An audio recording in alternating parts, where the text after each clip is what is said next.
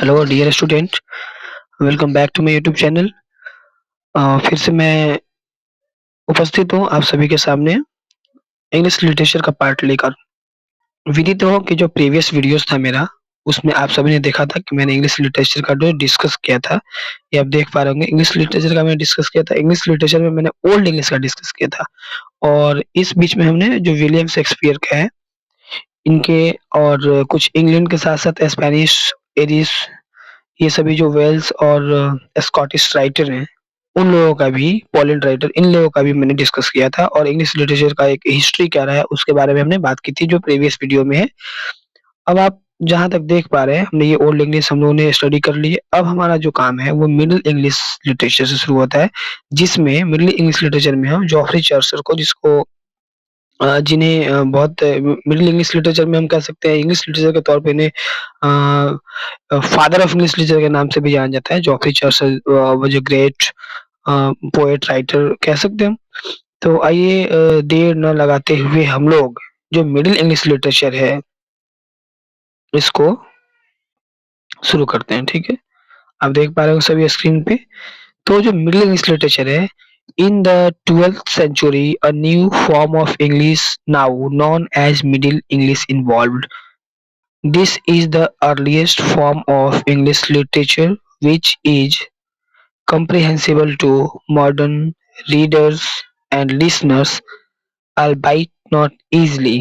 Middle English lasts up until the 1470s when the Chancery Standard, यानी कह रहा है कि जो मिडिल इंग्लिश का एज चला है वो 12th सेंचुरी जो था उसमें, मतलब 12वीं सदी का जो समय था उसमें मिडिल इंग्लिश लिटरेचर का एज था, और इसमें इंग्लिश को समझने वाले, बोलने वाले लोग जो हैं वो थे, और इस पे काम भी हुआ। जो मॉडर्न रीडर्स थे और लिसनर थे, उन लोगों ने इस पे काम किया। हालाँकि ये बहुत ईज़ी नहीं था, बट इसमें मिडल इंग्लिश में क्या हुआ कि एक सेटअप हुआ बहुत अच्छा इंग्लिश का, लिटरेचर का, और ये आगे बढ़ता गया, और 12th सेंचुरी से लेके 14th 70s यानी कि 270 सालों तक ऑलमोस्ट ये मिडल इंग्लिश का पीरियड रहा।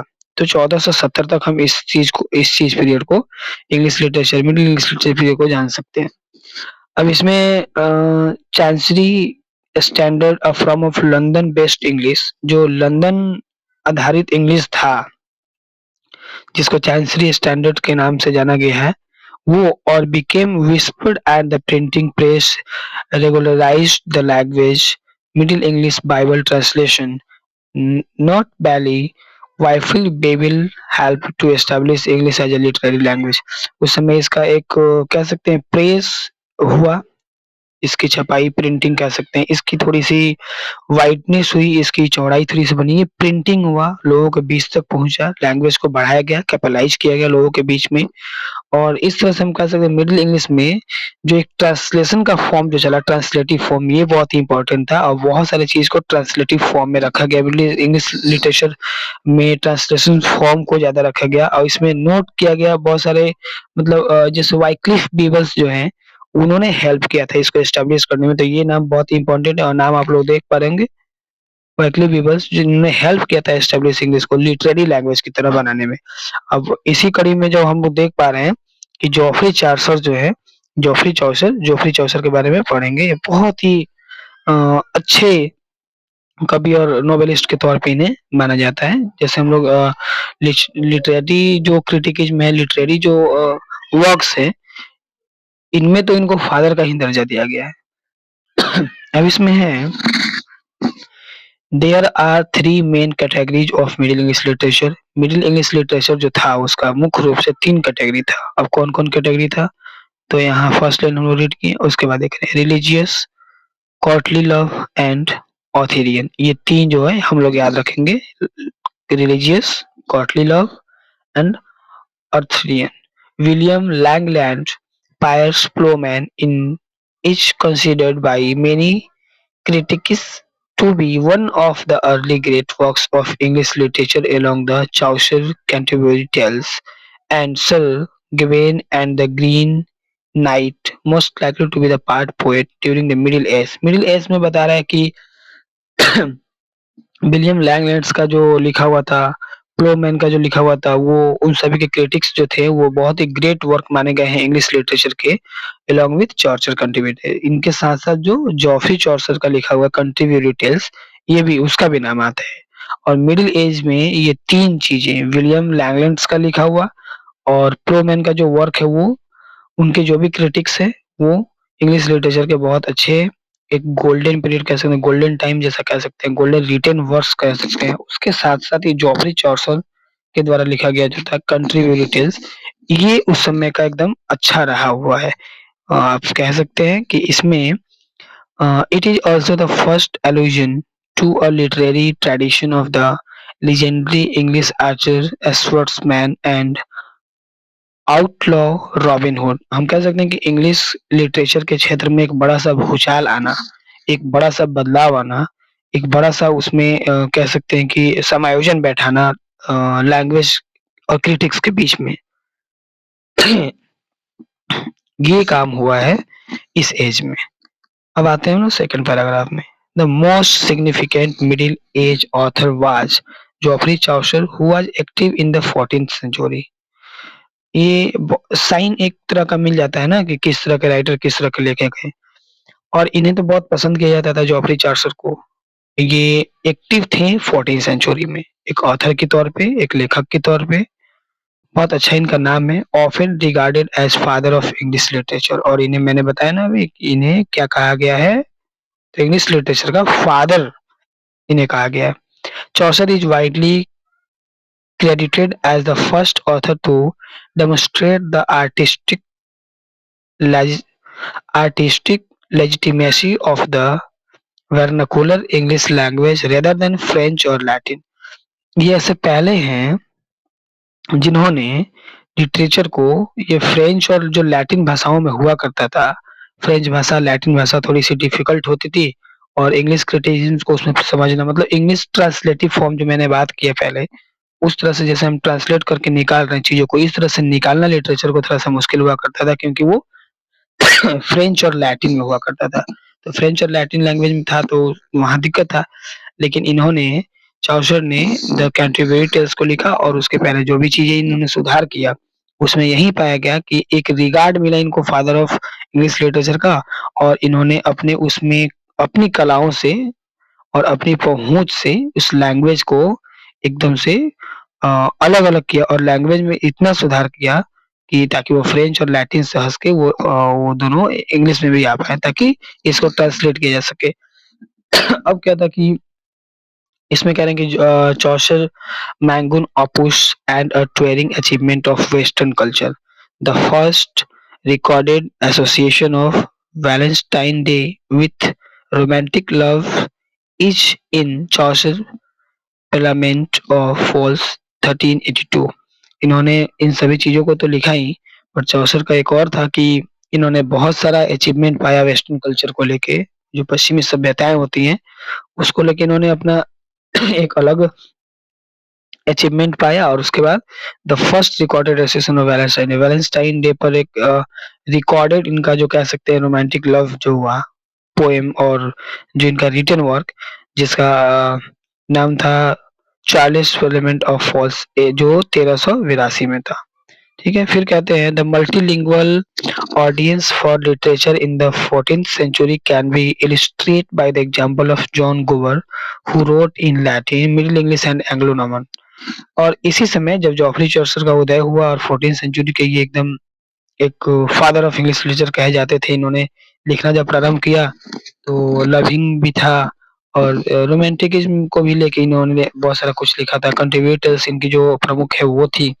बट इसी बीच में मल्टीलिंगुअल ऑडियंस जो थे, बहुत सारे बहुभाषिक जो श्रोता होते हैं, जो अनेक भाषाओं को सुनते हैं और समझते हैं। तो ये लिटरेचर जो 14th सेंचुरी में था वो एक एग्जाम्पल के तौर पे सेट था कि उस समय जॉन गोवर भी लिखा करते थे बट उनकी जो भाषाएँ होती थी लिखने की वो लैटिन में होती थी, लैटिन भाषा में लिखते थे वो और मिडल इंग्लिश में भी उन्होंने इस भाषा का इस्तेमाल किया एंग्लो नॉर्मन में।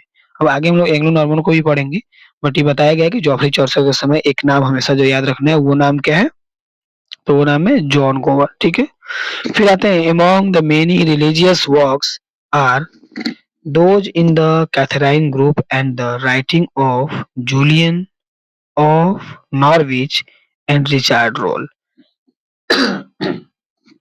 इसमें कह रहा है कि इन लोगों के साथ साथ जो धार्मिक कुछ वर्क हुए, इन सभी राइटिंग फॉर्मेलिटीज जो है मिडिल इंग्लिश का, एंग्लो नॉर्मन का, जॉन गोर द्वारा लिखा हुआ मल्टीलिंगुअल ऑडियंस के लिए लिटरेचर 14th सेंचुरी और इन सभी वर्क के साथ साथ जो रिलीजियस वर्क था कैथराइन ग्रुप से, उसमें भी कुछ Julian Norwich and Richard Rolle, ये हम देख सकते हैं writing as Julian Norway and Richard Rolle, इन लोगों का भी बहुत सारा योगदान रहा था। अब इसमें कह रहा है सिंस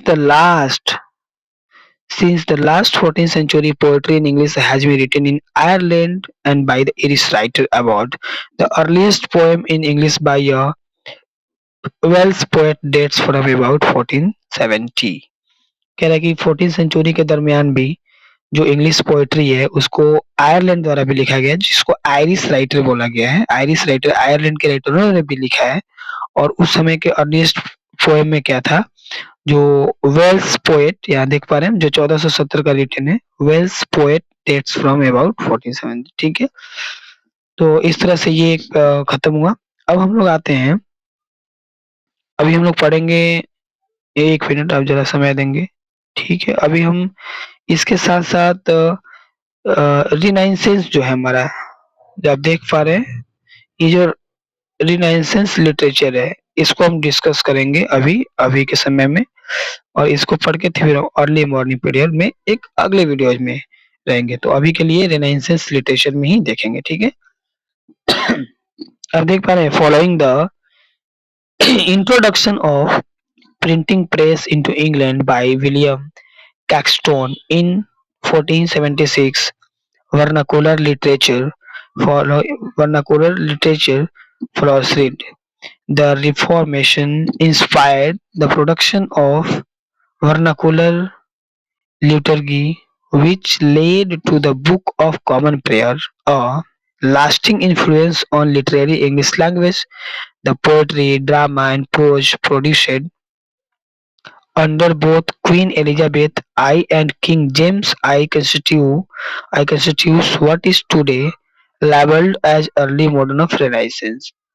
अब ये कह रहा है रेनेसेंस लिटरेचर में कि इसमें जो इंट्रोडक्शन दिया गया वो प्रिंटिंग का प्रेस है। प्रिंटिंग प्रेस जो था मतलब बहुत सारे चीज जो लिखे जाते थे वो छपते नहीं थे, तो उन पे थोड़ा सा ये एक्टिव मोड में है कि प्रिंटिंग प्रेस जो इंग्लैंड में था, और वहाँ के विलियम कैस्टन 1476 में प्रिंटिंग प्रेस करवाए थे, उसमें ही कह रहे हैं कि लिटरेचर को फ्लोरिश किया गया, उसमें री इन्फॉर्मेशन दिया गया, इंस्पायर्ड हुआ गया, प्रोडक्शन को बताया गया। ठीक है, लिटरेरी चीजों को बढ़ाया गया, जो बुक में थे कॉमन प्रेयर वगैरह, प्रार्थना वगैरह, उसको आगे करके और इसमें इन्फ्लुएंस लाया गया लिटरेरी इंग्लिश लैंग्वेज में, मतलब छपाया गया, उसको दिखाया गया, आगे बढ़ाया गया।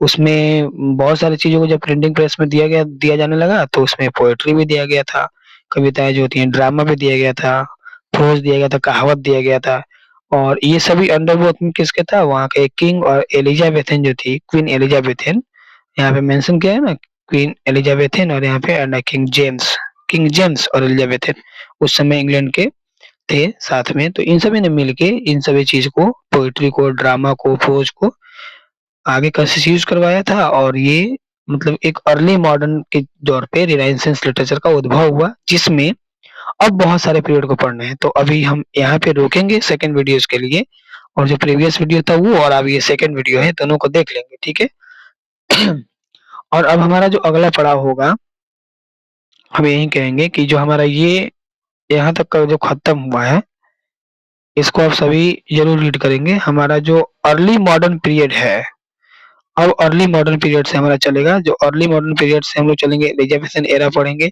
एलिजाबेथन एरा पढ़ने के बाद अब जैकोबियन लिटरेचर पढ़ेंगे, जैकोबियन लिटरेचर पढ़ने के बाद कैरोलाइन एंड क्रोमवेलियन लिटरेचर पढ़ेंगे, फिर उसके बाद ऐसा ही रेस्टोरियन लिटरेचर पढ़ेंगे, फिर इसके बाद हमें पढ़ना है अगस्टन लिटरेचर, बहुत अच्छा है ये।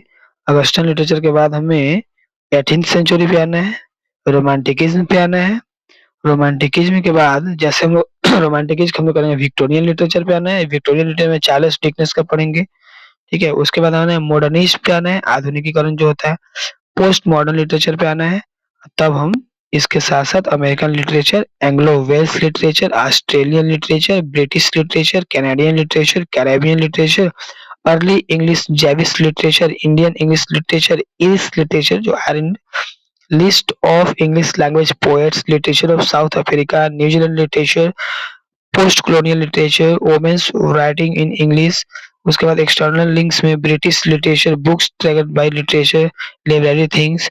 उसके बाद Luminarium, anthology of middle English literature जो 1350 से 1485 तक है। उसके बाद फिर हम लोग 16th सेंचुरी को रिनेसेंस इंग्लिश लिटरेचर को पढ़ेंगे जो 1485 से 1603 है।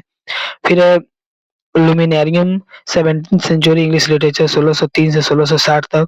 उसके बाद Norton anthology of English literature, फिर biography, bibliography of literature, literary theory, criticism and philology, जिसमें Joyce Angle, Jackson Leida, University of Spain से वो पढ़ेंगे, रेफरेंसेस भी पढ़ेंगे इसके, और तब ये आर्टिकल बाउंड्रीज पढ़ेंगे। ठीक है, तो हम उम्मीद करते हैं कि आप सभी इस वीडियो को समझ पाए होंगे और लिटरेचर में बने रहें। लिटरेचर की मैंने क्लास अभी शुरू की, इसमें थोड़ा सा और इम्प्रूवमेंट करने की जरूरत है जो हो जाएगा टाइमली। फिलहाल हम सभी आज जो पढ़े हैं मिडिल इंग्लिश के लिए, प्रीवियस पहला जो वीडियो था ओल्ड इंग्लिश का था जिसमें विलियम शेक्सपियर का हम लोगों ने डिस्कस किया था और वहां से ओल्ड इंग्लिश लिटरेचर को हमने जाना था। उसके बाद मॉडर्न इंग्लिश जो आया था मिडिल में, तो मिडिल इंग्लिश लिटरेचर हम लोगों ने जो पढ़ा ओल्ड इंग्लिश के बाद, और जिसमें हम लोगों ने चर्चा किया जोफ्री चौसर का, तो यहाँ तक कंप्लीट हो चुका है। अगला जो होगा हम लोग का वो अर्ली मॉडर्न पीरियड होगा। ठीक है, तो इसलिए वीडियोस को देखें, लाइक एंड सब्सक्राइब करें, दोस्तों तक शेयर करें, और जो भी चैनल से नहीं जुड़े वो जरूर जुड़े। Thank you for watching this video.